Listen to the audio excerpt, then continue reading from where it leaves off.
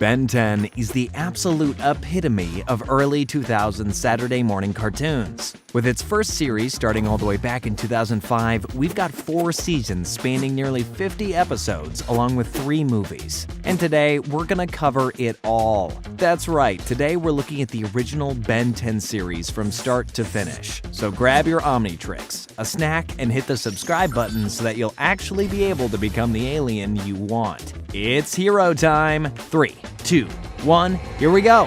He's got superpowers, he's no ordinary kid, he's Ben 10. So as per usual, let's get some context. This is Ben Tennyson, a normal 10-year-old kid. He loves video games, sumo slammers, the whole shebang. He's just gotten out of school for the summer, and his parents are making him go on a road trip with his grandpa, Max Tennyson. He's a retired plumber who's taking Ben on a cross-country road trip for the summer in his handy RV, the Rust Bucket. Trust me, it lives up to its name. But also along for the ride is Ben's 10-year-old cousin, Gwen, a smart but snarky teacher's pet who typically doesn't get along too well with Ben. She's coming along for the ride with Ben and Max for the summer, because Max convinced her parents it'd be good for her. And so, here we are, the core 3 of the series. Also, this is the Omnitrix. It's a watch from space that lets its users transform into a number of different aliens. Get used to hearing about it a lot. There's more to cover a lot later down the line. But for now, let's go ahead and hop into episode 1,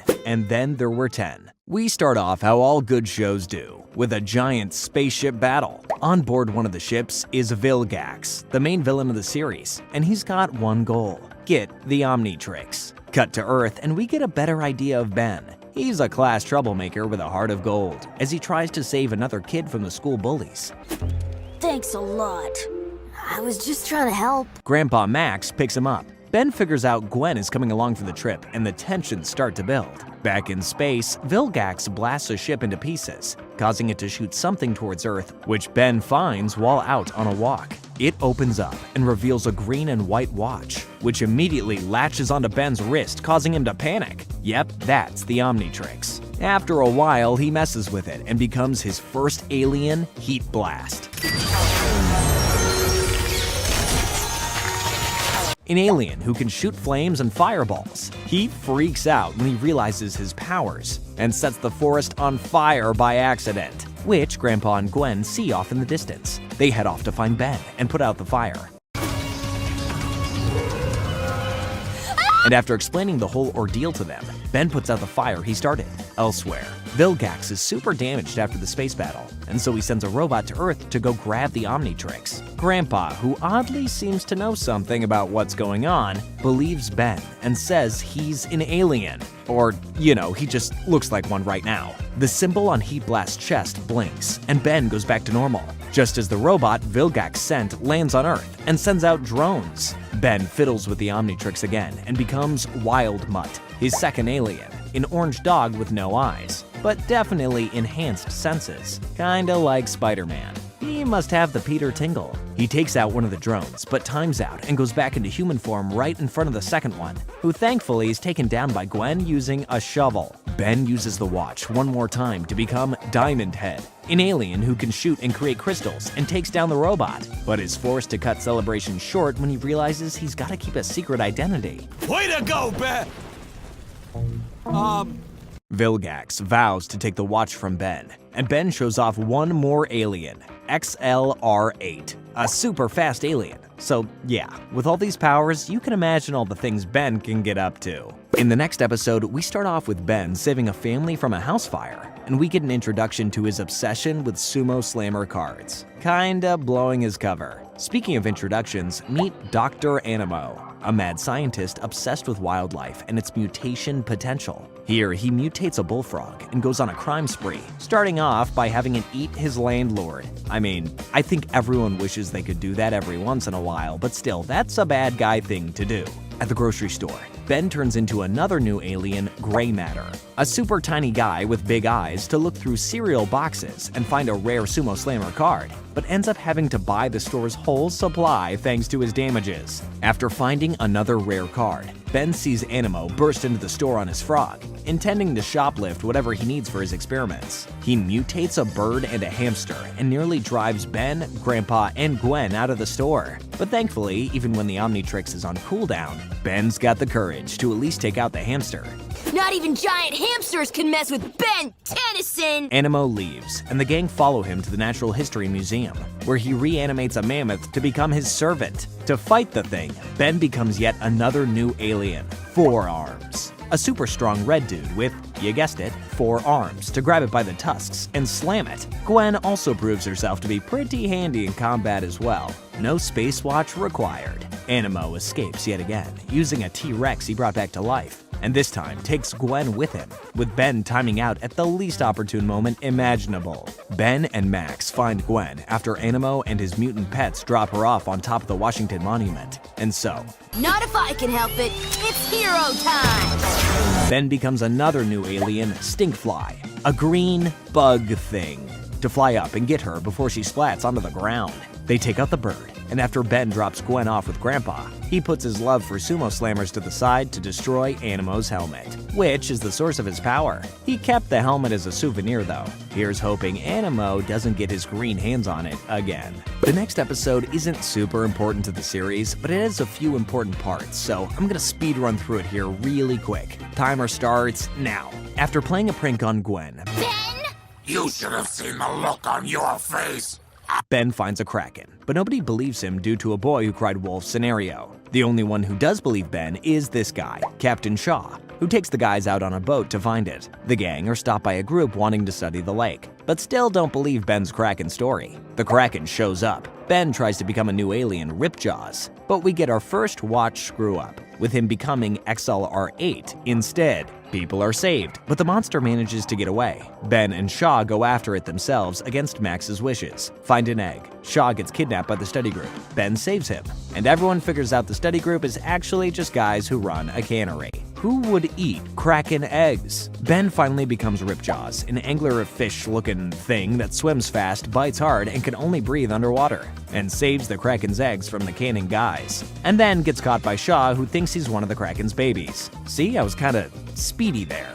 Alright. Okay, next episode kinda has the same deal as the last one, where it's got some new aliens and not much else, so let's try and zip through this. We kick off with Ben stopping some ATM robbers using a new alien, Upgrade, who can take over any form of technology, which in this case is a truck.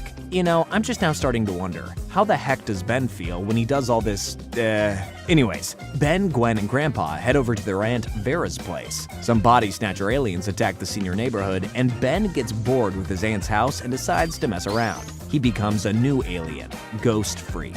The name says it all. And he goes to investigate the town, finding a suspicious old guy and following him until he times out. After a brief chase, the man is scared off by water, leaving Ben utterly confused. Ben and Gwen look for the old guy, but get attacked by more alien seniors and run into Grandpa Max, who, yep, is also now one of them. Good God, look at those teeth. He could use a brushing. Long story short, the kids find where the body snatchers have been storing the humans. They free Grandpa. The aliens reveal their true, utterly terrifying form. Ben and Gwen take the aliens out using water and save all the seniors before the aliens fly away in their UFO. Alright, back to more lore-heavy episodes. Vilgax gets 3 bounty hunters to go after Ben. 6-6, this purple dude, Tetrax, this guy on the hoverboard, and Crab. He's the Crab. They find where Ben last used the Omnitrix, but start to fight a bit over who's the head of their team, and so the 3 split up. While the Rust Bucket is being repaired by Grandpa, Ben and Gwen go explore an old western ghost town. Get over yourself, doofus. You don't scare me. While trying to scare Gwen, though, Ben uses his watch, which alerts the bounty hunters right to his location. Crab gets squished, but does know some counters to Ben's aliens. And 6-6 attacks the Rust Bucket once the 3 get back on the road, popping the tires and putting everyone back at square one. 6-6 and Crab both chase after Ben, but Tetrax comes in and knocks out the others, with him grabbing Ben and pulling him off. He explains he's here to take Ben off planet to get the Omnitrix removed, as it can't be entrusted to some child. So yeah, apparently Tetrax is somewhat good, I guess. Ben isn't interested though, and so the two fight. It cannot simply be removed like taking off a hat. But it's eventually revealed that Tetrax is actually the same alien species as Diamond Head. The other two bounty hunters, now teamed up, arrive with Grandpa, Gwen, and the hoverboard, ensuring nobody gets off planet. So Ben becomes gray matter and helps Tetrax take the villains down. Afterwards, Tetrax tells Ben after seeing his smarts during the battle, he thinks the Omnitrix is in good hands for now, and leaves him with his hoverboard as he heads back home. Yeah, apparently he was lying about how he needed that to get off planet. Oh, also, Vilgax isn't happy. Skipping ahead a bit, we've got the episode Kevin 11. It introduces a super important character for the future named Kevin Levin. Why is everyone's last name in this universe a number pun? I swear, we're gonna meet a character named Clive 5 at this rate. Ben gets the family kicked out of a hotel. You can't always tell me what to do. You're not my dad.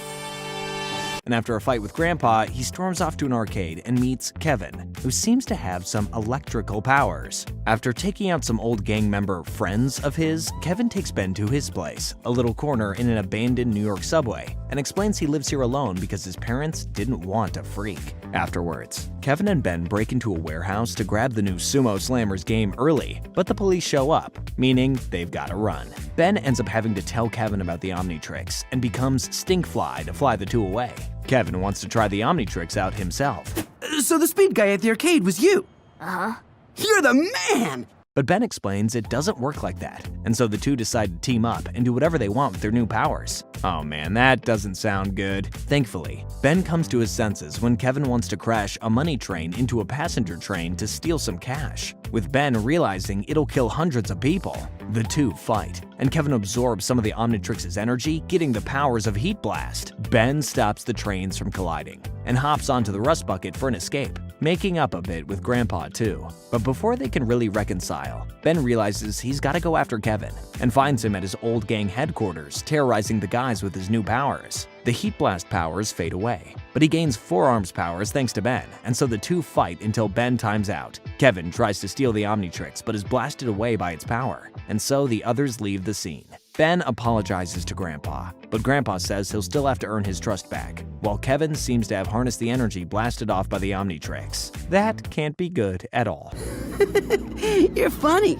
In the episode The Alliance, Ben's got to deal with a violent biker gang who all turn out to be girls, until some of Vilgax's drones come in and try to take the watch from Ben. Ben is able to take both of the villain groups out, but not before Grandpa is seriously injured, and so he takes him to the hospital. Meanwhile, the head of the gang, Rojo, gets embedded with some of Vilgax's machines and uses her new powers to attack the police. I know I was asking if morphing was comfortable for Ben, but I can't imagine being turned into a cyborg while fully conscious would be very good either. Vilgax communicates with her and tells her to find the Omnitrix, and so she bursts into the hospital to grab Ben while he and Gwen are waiting for Grandpa to recover. Ben briefly takes her out. Omnitrix, where is it? I couldn't get it. But she quickly lures him back to her by attacking the police station. And so he becomes Upgrade to get the job done for real this time. But not before Ben meets Vilgax via whatever technology he's using for the first time. He takes Rojo down. She loses her technology. Gwen kicks her in the face. She's all yours. And Grandpa is finally out of the hospital. Still though, the meeting with Vilgax stuck with Ben afterwards. So yeah, pretty solid development there. Next up is the episode Lucky Girl. Grandpa is taking Ben and Gwen on a museum tour. Don't let Mummy Face get to you. She's probably older than that spell book. Until a new villain, Hex, shows up looking for the Arcamata, Book of Spells. Ben beats him, but showboats afterwards to the annoyance of Gwen. She's a bit tired of not getting attention, saying he's only a hero because he got lucky enough to find a watch. So to cheer her up, Ben gives her the souvenir he got that day. Meanwhile, Hex just bursts out of an ambulance and floats away. Yep, there he goes. He heads right back to the museum to grab the book, but can't complete his spells as he realizes his gem is missing. And yeah, you can guess where it is. Gwen's new gem necklace is making her super lucky, and so she decides to start being a hero herself, nicknamed Lucky Girl. And so she starts to get to do a bit of showboating herself. Hex lures Ben and Gwen to him and tries to take his gem back from Gwen, but she just keeps getting luckier and luckier. Eventually, Hex finally nabs the gem and starts to destroy the city, so Ben and Gwen go after him, with Ben using his powers and Gwen doing great work even without her gem. They beat Hex. Gwen destroys all the gems including the luck one, and Ben even admits she did a good job. Gwen, you did a good job. Oh, man. Not everyone needs an Omnitrix to be a hero, folks. That's your big lesson here. You just need a luck amulet. In the finale of Season 1, Vilgax is done healing and is going down to Earth himself. He lures Ben out by attacking a city, and the two finally meet face to face. Ben slows him down, but Grandpa urges Ben to get in the rust bucket immediately, saying he doesn't want to pick a fight with Vilgax. Wait a sec, how does he know his name? After Ben charges back wanting to fight, Vilgax catches him and instantly reverts Ben back to normal. Ooh, that is scary. He kidnaps Ben while Gwen and Grandpa head into a secret base in Mount Rushmore, where it's revealed that Grandpa wasn't a normal plumber before he retired. I wasn't exactly your normal plumber before I retired. They find Vilgax and bust into his ship thanks to the Rust Bucket's secret upgrades, and rescue Ben from whatever machine Vilgax is using to remove the watch, though it definitely messes with it a bit and causes Ben to switch aliens every couple of seconds. Vilgax also apparently knows Grandpa. Must have gone to the same high school. Ben and Vilgax tumble to the Earth and continue fighting while Grandpa and Gwen escape the ship, but the two are caught, causing Ben to sacrifice himself to save them. Vilgax takes Ben back onto his ship, but Grandpa had activated the self-destruct sequence on it. Ben escapes, with Vilgax trapped, and heads back to the surface where he's got a bit of catching up to do with Grandpa, to put it lightly. Cool way to end the season. In the first episode of Season 2, we get a little flashback of Max, aka Grandpa, and Vilgax meeting, alongside another plumber, Phil. It shows what Max thought would be the last time he ever saw Vilgax, when he strapped him to the side of a rocket and launched him at his own ship, blowing him up. Max then also explains that the Plumbers are an underground organization designed to take out anything extraterrestrial. But even still, the Omnitrix surprised him as he thought it was just a rumor. Later that day, the group actually bumps into Phil while trying to catch a loose alien. Who are you? Who am I? And he explains that after Max retired, the Plumbers basically disbanded due to Vilgax being out of the picture. So now, he's running his own startup plumbing business. Another situation comes up, and the three go to help out Phil, this time finding two aliens that kinda look like Wildmutt. Maybe they're the same species. Ben becomes Wildmutt to try and talk to them, right in front of Phil. So now he knows about the Omnitrix. Phil whips out a sonic whistle he conveniently had to stop them, but they manage to break free. And only thanks to Grandpa is everyone able to make it out okay. You know, Ben, you'd make a great plumber. Suspicious of the whistle, Grandpa heads up to the plumber's secret hideout, only to find the null void projector is missing, but is in the hands of Phil, who's apparently been releasing aliens from the null void to catch and make some money from his own business. He releases another to try and kill Max, but Ben saves him just in time and is now firmly against Phil. They beat the alien and go after Phil, while Gwen hides out in his car and fights for the null void projector while they're on the road. Ultimately, Phil is sent into the null void, and the plumbing business once again goes into half hibernation.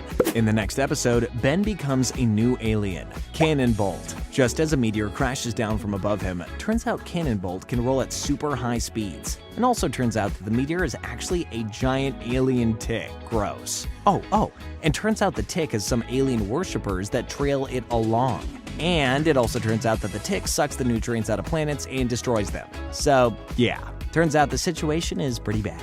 Ben uses each alien to try and destroy the tick, but each time his efforts fail. He doesn't use Cannonbolt though, as he just thinks he's useless. To make matters worse, those cult dudes trap the three so they can't do any more damage to their precious parasite. No way! I am not scrubbing that thing's feet. Eventually, Ben decides to try Cannonbolt as a last resort, which he uses to go through the tick's internal organs, causing it to burst. So yeah, turns out Cannonbolt isn't useless after all. Enjoy the rest of your day. In the next episode, it looks like Ben's gone crazy and is starting to wreak havoc. The Special Alien Containment Team shows up to take out Ben, but he escapes right afterwards. Gwen and Grandpa head back to the Rust Bucket to get an explanation from Ben, who apparently has just been sitting around playing video games the whole time. Ben decides to figure out who's ruining his reputation and sees a fake forearms on top of a mint, so he heads in to stop him. The three investigate, and Gwen and Grandpa figure out a heat blast they're seeing isn't really Ben, and so the real Ben goes hero to stop him, only to find out that it's Kevin, who can change into any alien at any time. Now, Kevin only has trouble keeping a human form rather than an alien one. And to cap things off, he says his new goal is to frame Ben for a ton of crime before flying off. He's always wandering away. We're considering getting a leash. Kevin starts destroying the Golden Gate Bridge as Diamond Head, and after taking out the leader of the alien capture team, he's confronted by Ben. The two fight, until Kevin changes back to a human briefly, before becoming a huge collage of all the aliens at once. And yeah, apparently he can't change back. Look at what you've done! Oh, man! He's no looker, that's for sure. Kevin gets blasted by the capture team, and the leader recognizes that Ben's one of the good guys, and all is well. Until Kevin once again pops back up in who knows how long. Turns out Kevin's comeback won't take long at all, as just 2 episodes later in Grudge Match, he's back, ladies and gents. Have you looked in the mirror lately? It's payback time for turning me into a freak. He and Ben are fighting in a windmill field until they're abducted by aliens. They pop into a gladiator arena and each take down a robot before they're sent to a room with a bunch of other aliens, who explain they've all been captured and forced to fight to entertain the fans. The champion of the ship, Technorg, shows up to eat his dinner. Wow! Major disrespect! And picks a fight with Ben. The head of the ship, Slicks Vigma, beams Ben and Kevin to him and decides to make things more interesting by chaining the two together, telling them that if one of them dies, the other will too. Ben and Kevin start to get the hang of working together and figure out that Kevin, though only having a fraction of the power of each alien, can combine the powers to make up for it, which they use against Technorg to beat him. Ben spares Technorg, and so he vows to serve Ben and Kevin, so the three work together with the other captives to escape the ship. Ben becomes Upgrade to take over Slick and control the ship, and sends the competitors home, and then everyone is gone. All of you, take the escape pods back to your home planets. Kevin figures nobody is around to stop him from killing Ben, until Technorg comes out and saves him, sending Ben home and fighting Kevin for the foreseeable future. I think the biggest takeaway here is that aliens have weird names. The episode Camp Fear is pretty much only noteworthy because of the debut of Wildvine, another brand new alien of Ben's, who's a plant-like guy who can use thorns, extend his limbs, and throw bomb seeds. Wish I had more to say about the episode, but hey, cool alien. The episode Ghost Freaked Out changes the entire way we think about the Omnitrix. It starts out with a nightmare of Ben's, with Ghost Freak telling him to get him out. Later that day, while Gwen's touring a prep school, the Clown Freaks, a gang of weird mutant clowns, go figure, start to rob the school. And so Ben goes hero to stop them, but gets Ghost Freak despite not choosing him. He viciously beats the clowns. And when Gwen asks him what he's thinking, he says, "Ben's not here." The clowns flee, and so he floats after them. But when the Omnitrix starts to time out, he says, "I'm not going back." Ben times out and then comes face to face with Ghost Freak. How did this even happen? Well, apparently, the DNA used for Ghost Freak contains enough for a full life form, meaning he's basically been trapped for God knows how long. Ghost Freak bursts into his true form and tells Ben he needs the Omnitrix to become whole again, and the only way he can get it is if he possesses Ben. But right before he can, he gets burnt by the sun and runs away. Unfortunately though, he finds a loophole around the sun issue by taking over a tuba player's body. Man, who'd have thought that Ghost Freak was so dang evil?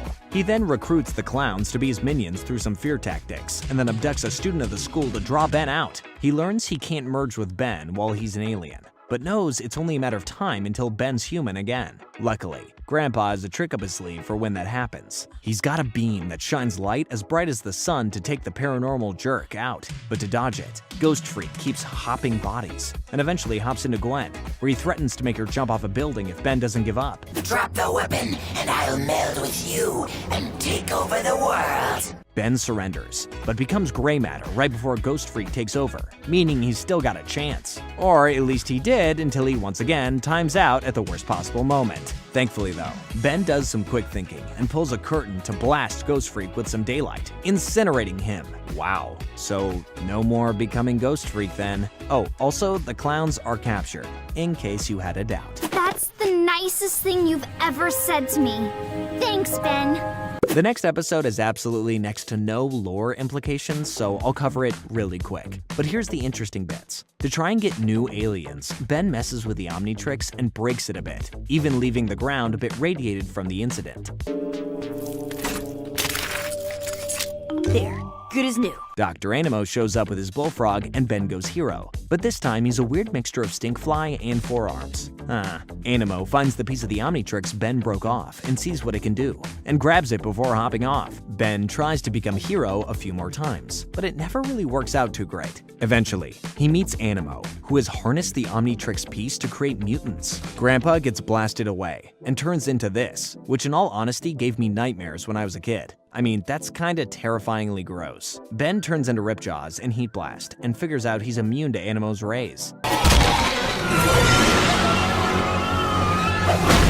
And eventually stops Animo before he mutates the whole world. Gwen flips the piece of the Omnitrix around and blasts Grandpa with a ray to revert him, and my sleep schedule is saved. You know, cause no more nightmares. In the Season 2 finale, Kevin, who seems to have become a space pirate of some sort, finds Vilgax floating through space and wants to team up with him over their shared hatred for Ben Tennyson. Big yikes. Back on Earth, Ben, again, messes with his watch and unlocks master control of the Omnitrix, meaning he can switch between alien forms at any point and has no cooldown. Would you mind taking a picture of me and my wife? Overpowered much? Ben's having fun with his new unlimited power. Or at least he is until Vilgax and Kevin track the watch's energy and find him, and instantly pop him back into human form. Ben saves Grandpa and Gwen, and then goes after the baddies. But after Grandpa shoots the Null Void projector at the two, Ben is dragged in as well and trapped inside. So this is what the Null Void looks like, huh? Grandpa sends Gwen in to save Ben, and she quickly gets used to the inhabitants before looking for her cousin. They find each other, but Gwen is captured by Kevin, and so Ben agrees to give up the Omnitrix for her safety. They manage to pull the watch off.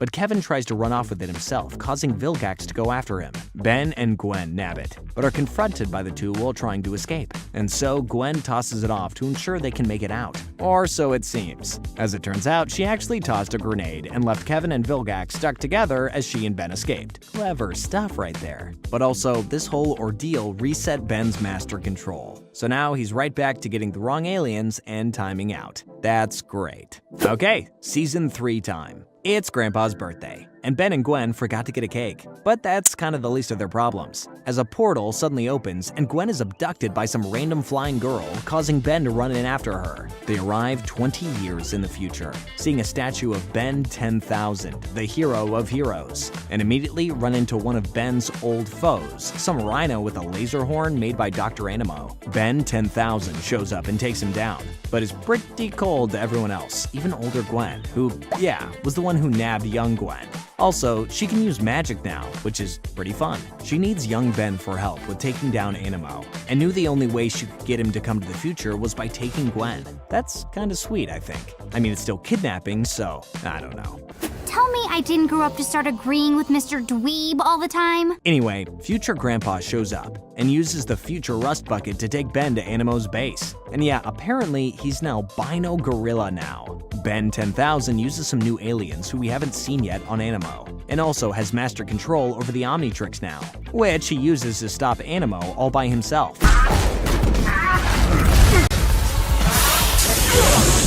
Not even wanting help from young Ben, who he tied up. Animo escapes Ben's confines after he leaves though, and starts to restore an utterly decimated Vilgax. Man, first he teams up with Kevin, and now Animo? Jeez. Ben goes after an alert and finds Animo going for the Null Void projector, with Vilgax emerging from the shadows shortly after. Young Ben shows up and helps him take on Vilgax, while the Gwens and future Grandpa fight Animo. Also, apparently, Grandpa has a robot arm now. Considering this show released in 2006, we've still got 3 years to make this stuff a reality, so I better expect laser guns and robo-arms in our future. Ben 10,000 decides to bring back a bit of childishness into his life thanks to Ben. Actually, I was getting ready to settle this the old-fashioned way.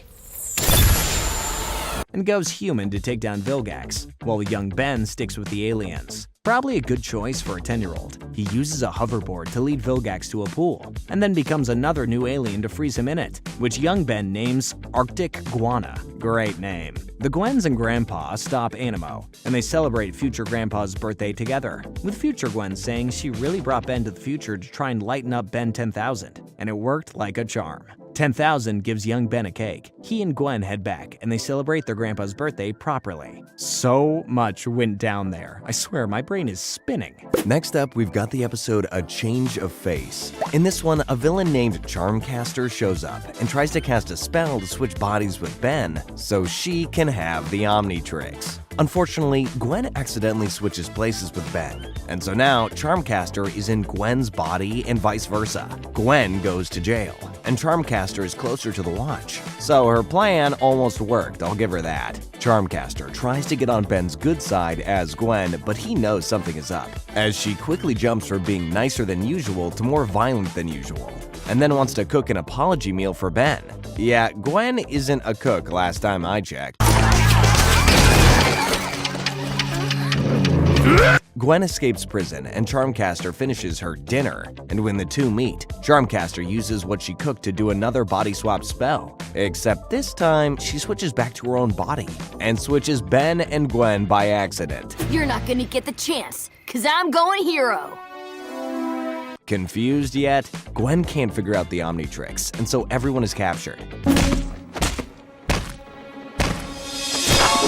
But through some teamwork, Gwen's able to escape and become Cannonbolt. Charmcaster starts her body switch spell up one more time, but again is foiled when Ben kicks her out of her bubble and switches back to his normal body. Ben beats her, and Gwen even keeps Charmcaster's book of spells so she can start learning magic. So apparently that's how future Gwen learned. In the episode Ben Wolf, Grandpa takes Gwen and Ben to visit an old plumber friend, Wes, who's a part of a Navajo Native American tribe. Ben seems pretty into his daughter, Kai, but before he can talk to her, purple lightning strikes the area, and a big wolf-looking thing shows up. It books it before anyone can stop it, and a flood starts. But thankfully, Ben is able to save Kai without even going hero. Also, the wolf stole a satellite, because apparently that's just something wolves do. The guys go to track down the wolf. Ben becomes Wild Vine, but times out at a bad moment. The wolf slashes Ben's Omnitrix and is run off by the others. While trying to impress Kai, Ben starts having strange things happen to him.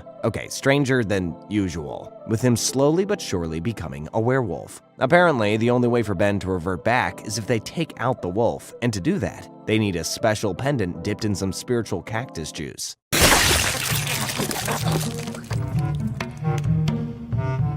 While the girls find the cactus, the guys once again find the wolf, and by the time they do, Ben's gone full wolf himself. They put the pendant to the wolf's chest, but nothing happens, and he again darts off. The group figure that this isn't some Navajo werewolf, it's an alien one, which explains both why the pendant didn't work and why Ben's changing into him. It's likely because the wolf registered his DNA in the Omnitrix with that slash of his. So, yeah, that means, once again, Ben's got a new alien in his arsenal, complete with a sonic howl. While fighting in a cave, Ben and the wolf have rocks cave in over them, but Ben luckily escapes. Kai says she isn't interested in Ben unless he's a wolf. That's weird.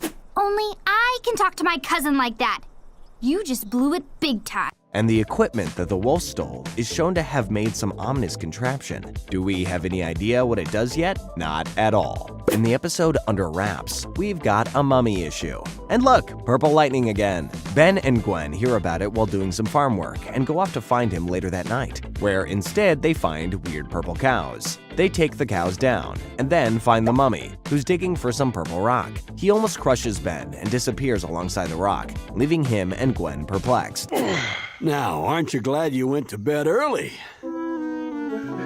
Also, in case you were wondering, Ben goes alien to do a bunch of the farm work, which goes against the entire reason Grandpa brought them there. He wanted to teach them the joys of hard labor, but when you've got an Omnitrix, it ain't hard at all. Once they're done with their work, the kids tell Grandpa about the mummy and the cows, and when he runs some tests, the cows are showing high traces of corrodium, which is a super unpredictable energy source from space. Apparently, if the mummy gets his hand on enough, he could turn everything into stuff like the cows. I like the purple color and all, but not that much. They go off to search for more to see if they can't find and stop the mummy.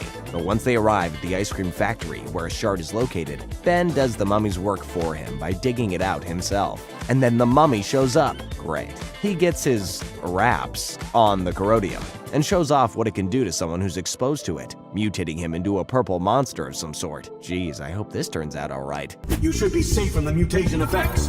Should be. The mummy captures Ben and tears his protective suit, but also manages to register its DNA in the Omnitrix by accident. And so, Ben goes alien to make sure his weak human form isn't mutated. He wants to become the mummy, but he gets upgrade instead. And thanks to some quick thinking, he freezes the guy with liquid nitrogen. Also, apparently, the cows and worker that were mutated are fine now, because they weren't exposed too long. So, that's a relief. The episode The Return fittingly starts off with the return of the Space Wolf, who heads over to the ice cream factory to free the mummy. And just as our favorite security guard shows up, they vanish. Well, that's a heck of a team-up. Ben, Grandpa, and Gwen hear of a storm that postpones the launch of a NASA space shuttle, which, you know, is pretty normal, except this storm has purple lightning. Uh-oh. Meanwhile, at NASA, a scientist named Dr. Victor is introducing some new thrusters for the shuttle that will make it perform even better at high altitude. But the flight was canceled for the time being, and Victor isn't happy. Grandpa contacts an old friend to get into the place. Does this guy look familiar? Best astronaut in the program. But Dr. Victor sees them and wants them out, especially after seeing Ben's Omnitrix. But they go off on their own anyway. Victor takes over the shuttle operations all on his own, with a little help from the mummy and wolf. These guys have gotta have the weirdest friend group. Grandpa and Gwen find Dr. Victor on the security cams, likely causing the purple lightning. Whoa, a mega merry-go-round. While Ben runs into the werewolf and becomes the mummy for the first time to try and take him down. But again, the wolf is able to get away. He's gotta be the slipperiest villain ever, I swear. Nobody ever catches him. Grandpa, Gwen, and Ben go to find him. They do. The mummy shows up, and then Victor shows up and transforms into, well, I guess, Victor Frankenstein. Or more accurately, Victor Frankenstein's monster. Look, I don't want to get into details, he gets uglier and meaner looking. Twista Combatitis! Gwen protects the gang with a spell, but not quite enough, as a bunch of rubble falls onto them, giving the villains a chance to get back to their shuttle work. After he gets Gwen, Grandpa, and himself out of the rubble, Ben finds the monster's hideout and watches Dr. Victor send the wolf back to New Mexico and to his satellite equipment. He tries to stop Victor, but is smacked around, leaving Victor to launch the shuttle, while Gwen and Grandpa are inside trying to shut it down.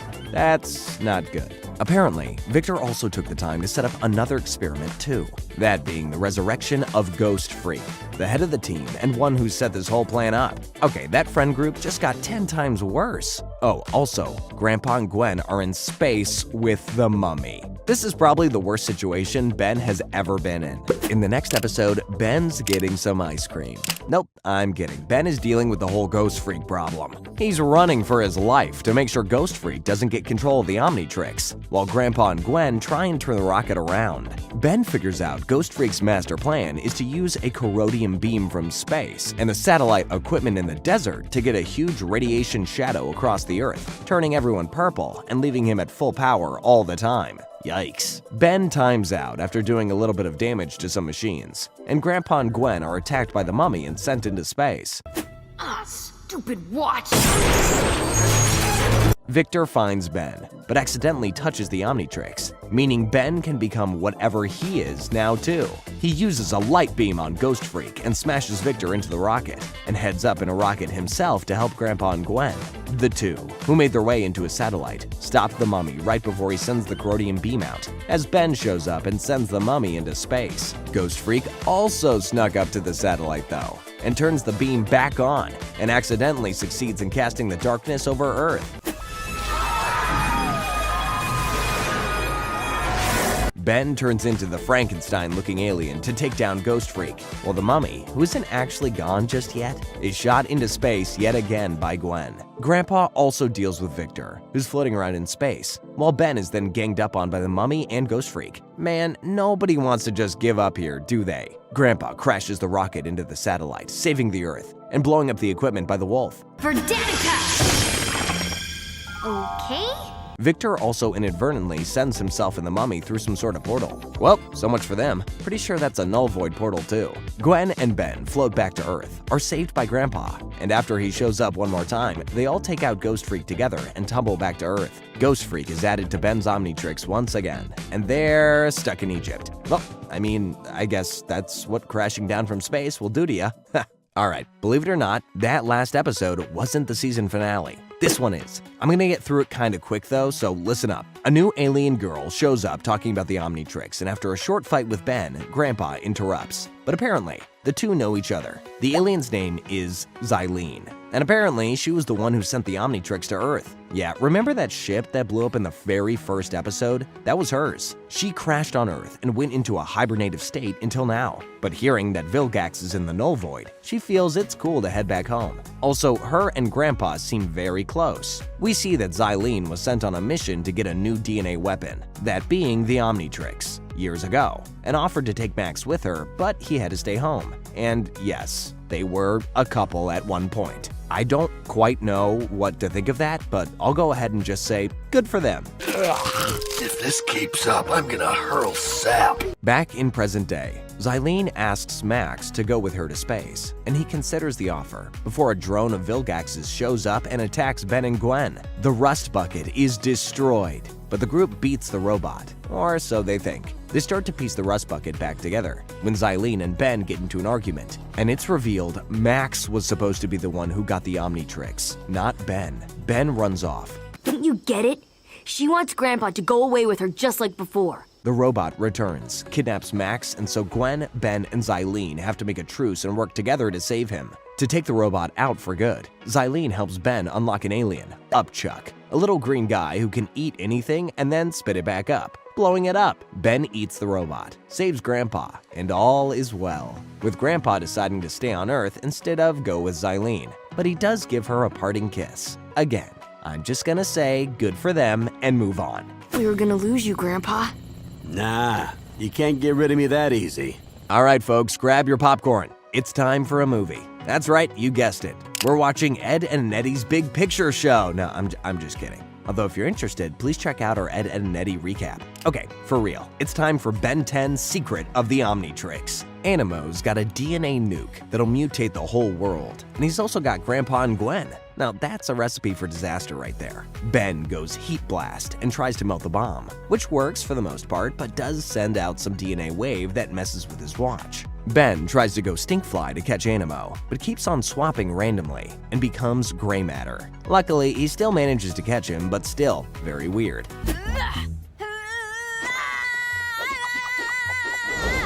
That night, Tetrax returns to talk to Ben and says that he received a signal from the Omnitrix that indicates it's about to self-destruct and kill its host. That is not good. Apparently, they've got to get to the creator of the Omnitrix, Azimuth, and have him turn off the self-destruct mode in less than 4 days, or else, kaboom. Oh, and they don't know where he lives, but they can at least track his DNA signature thanks to the watch. What? Ben also has to leave Grandpa and Gwen behind, because apparently there's a lot of people out there who aren't a fan of Grandpa. Alrighty then. Tetrax takes Ben on board and introduces him to his pilot, Gluto, while elsewhere, Vilgax, yeah, freaking Vilgax, has escaped the Null Void and is wanting to take Ben down and snatch the Omnitrix. This keeps getting worse and worse. They find out that Azimuth is on a prison planet, but then get an intruder. Oh no, Vilgax has already broken into the ship. Oh wait, no, it's Gwen. She figured Ben would need the help. That'd be fine and all, but she instantly almost kills herself and Ben by opening a door into space. But they're thankfully saved at the last second by Tetrax. Jeez. Also, apparently the only way to save Ben is to take off the Omnitrix, so no more superheroing for Ben after that.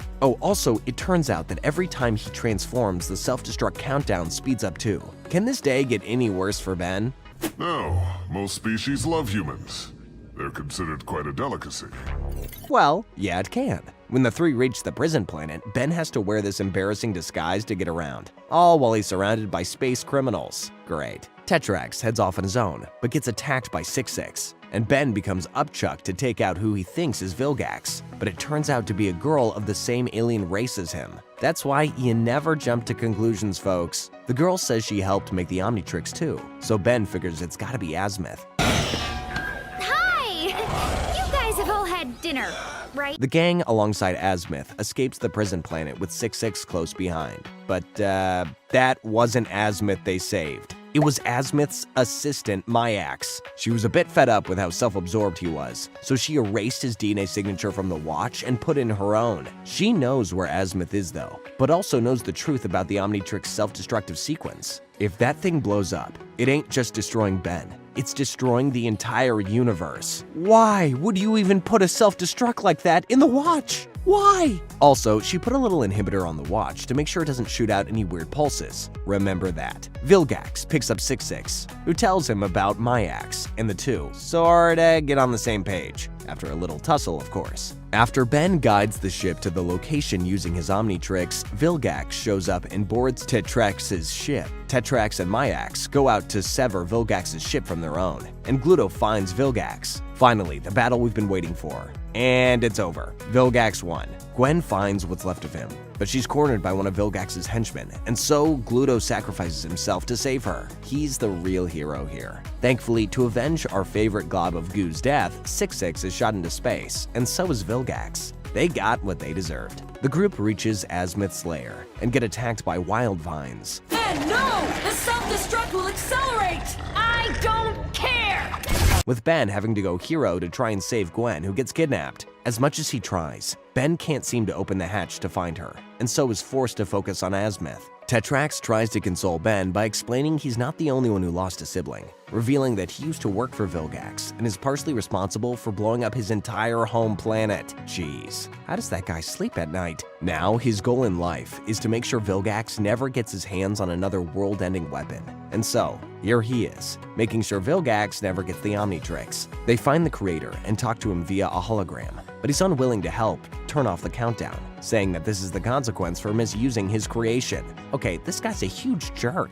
Ben busts through the doors and into the creator, who turns out to be a gray matter in a giant suit. Well, I mean, whenever Ben went gray matter in the past, he always got an intelligence boost. This explains some things. Azimuth explains the device was never supposed to be a weapon in the first place, as he built it to simply be a device to understand all the beings of the universe. But thanks to Vilgax and Ben, it's a weapon now. The place starts caving in, and so everyone flees outside, only to be greeted by Vilgax and all his forces. Ben starts fighting with a laser gun, but is saved thanks to Gluto! Yes! Oh, and Gwen's alive too. Yay, I guess. I'm just really happy about Gluto. Ben takes off the little inhibitor and blasts everyone, I'm still not sure the universe is worth saving. with Azimuth coming in after to deactivate the Omnitrix. He then brings it back repaired and with a new alien, way big, who's really big. He takes out all of Vilgax's army and then tosses Vilgax into the cosmos. So that's that. So wait, Azimuth could always just fix it? I guess he just wanted to scare people into not misusing it with that story. Okay, kinda jerky, but also kinda smart.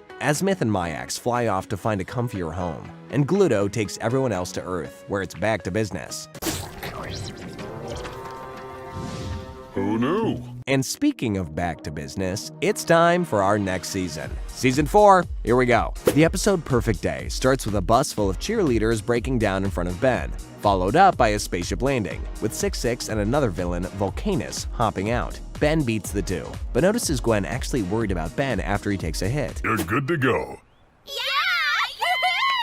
You're awesome! He also notices Kai was on the bus. Yeah, the girl from the werewolf episode. After the fight, Grandpa takes the kids to a pizza place and also lets Ben keep a new Sumo Slammers game that just falls out of the truck, which seems weird of him to allow, but even weirder is that when Ben tells Grandpa that the Omnitrix has been freaking out, he says it's probably nothing and to ignore it. This day seems too good. It's all a bit strange. It gets even stranger though when another set of Grandpa and Gwen come out and try to grab Ben, causing the old pair to grab them and fight. A more normal Grandpa and Gwen managed to get Ben on the rust bucket and explain the Forever Knights captured him and set up these clones. They try to explain more, but are T-boned by a Jeep. Turns out it was the head of the Special Alien Containment Team, who says that Grandpa and Gwen are shapeshifters sent by Vilgax, and were lying about the whole Forever Knight story. Vilgax arrives and tries to send Ben to the Null Void, but Ben stops him first with the head of the SACT, telling Ben to send the shapeshifters to the Null Void next. Gwen tells Ben it's a little fishy that Vilgax tried to send Ben to the Null Void before he got the Omnitrix, and so he figures it all out, sending the SACT members into the Void. The leader turns out to be the leader of the Forever Knights, Enoch, who's made the perfect world for Ben to distract him while they remove the Omnitrix. And so now they're making his perfect nightmare. They show up at school, and Gwen explains to Ben that she and Grandpa basically snuck into Ben's head, and now they've got to escape before the Omnitrix is removed, or they're all terminated. They find a glitched area to leave, but are confronted by a barrage of Ben's enemies. Luckily though, this is all in Ben's head, so he can do whatever he wants. He makes himself and Grandpa superheroes, and Gwen a rat. So not funny, Ben. Quit complaining and bite somebody. Yeah, that's Ben for ya. Ben escapes and takes down Enoch in the real world, trapping him in his own dream machine. To end off the episode, we see the real head honcho of the Forever Knights arrive after Ben's fled, and says he'll have to deal with Ben himself. Hey, it's kinda like the Thanos post-credit scene in Avengers Age of Ultron. Marvel copied Ben 10. No question about it. In the episode Divided We Stand, while fighting a mutant seagull, Ben becomes another new alien, Ditto. What does he do? Duplicate himself, of course. The seagull is run off, and we see just how many Dittos Ben can make. Nobody messes with Ditto! Before Dr. Animo shows up and steals one to extract the DNA. And in case you're wondering, Ben can't change back to his human form without all the Dittos being together. The lost Ditto breaks free from Animo's jail, causing all of them to start floating towards each other. Ben goes back to human form, and thankfully is rescued by Grandpa and Gwen after the seagull snatches him. They're making me nuts! That's because they're all you! Animo pops up, and with the DNA he took from Ben, was able to make monsters based on any of Ben's aliens he wants. And so he chooses Stinkfly and Ditto. Thankfully, one of the things about Ditto is that if one feels pain, they all do. And so from destroying just one of the Stinkflies, all are destroyed. Animo is defeated. Grandpa deletes the alien DNA files Animo had on his computer, and Ben's dittoed out for a while. Alright, to close off Season 4, we've got a two-parter. Ben 10 versus the Negative 10. Here we go. Grandpa's doing a favor for an old plumber buddy by driving his kid Cooper home from summer camp, while it looks like the clown freaks are trying to rob Fort Knox alongside Sublimino, a villain with the power of hypnotism. Don't worry, that's all you gotta know about him. Ben, Grandpa, Gwen, and Cooper arrive on the scene, but realize none of the gold is stolen, and find a hole that leads to a secret abandoned plumber base, with it looking like the villains had stolen something, though we aren't quite sure yet. The villains return to their base, and offer the weapon to the head of the Forever Knights, whatever his name is. Please tell me that you didn't forget the super duper brakes to go with the super duper turbo? They show up to another plumber base and find Clancy, a guy who can control bugs, who in this case is using wasps to scare everyone out of a building. Again, that's all you really gotta know about him. They get past him and find Rojo and Charmcaster have broken into the vault. Dr. Animo finds Ben's group though, and so a big ol' fight starts up. The villains grab a key and escape, and apparently they've got what they need to rule the world according to Animo. So that can't be good. Hey, how come I'm stuck with a ride from Mr. Maggot? Just lucky, I guess. Grandpa figures out that the villain stole a key to a highly unsafe energy source called sub-energy that was given to the plumbers by an alien many years ago. Whoever knew about it has to have had access to top secret plumber intel, and well, I think we can guess it was the leader of the Forever Knights by the end of this episode, as he meets the gang at Mount Rushmore as the episode ends. The next episode picks up right after the last one, with a big fight going on between Ben and the Negative 10. Cooper miraculously helps Grandpa and Gwen sneak into a bit of the base, while Ben takes care of the others outside. With a little help, Ben is able to sneak into the base as well. Grandpa figures out the Forever King is actually a former plumber named Driscoll, who was caught stealing weapons from the agency to benefit himself. He was kicked out, but knows Mount Rushmore incredibly well, which means no good for the Tennysons. That said, they do have a little extra help from Cooper, who apparently can understand and control technology on a sort of psychic level. Dang! The villains break in, but are put back a bit and locked away from the sub-energy. However, Cooper turns on them, and the gang realize Sublimino must have got to him earlier. They incapacitate him before the bad guys bust in once more. Ben becomes Eye Guy, another new alien who does God knows what, and the fight is on. The numbers game is a bit much for Ben's team, and so the Forever King gets his hands on the energy. He escapes, and Ben follows, thanks to the other villains being pitted against each other thanks to their egos. They later get trapped thanks to their issues too. Ben takes on the Forever King as Upchuck, and now that hits the spot! And eats the sub-energy, blasting the king into God knows where. All that's left of him is his gear. Dang. Oh, and Mount Rushmore is really badly damaged, so yeah, so much for sightseeing. And that is the original series of Ben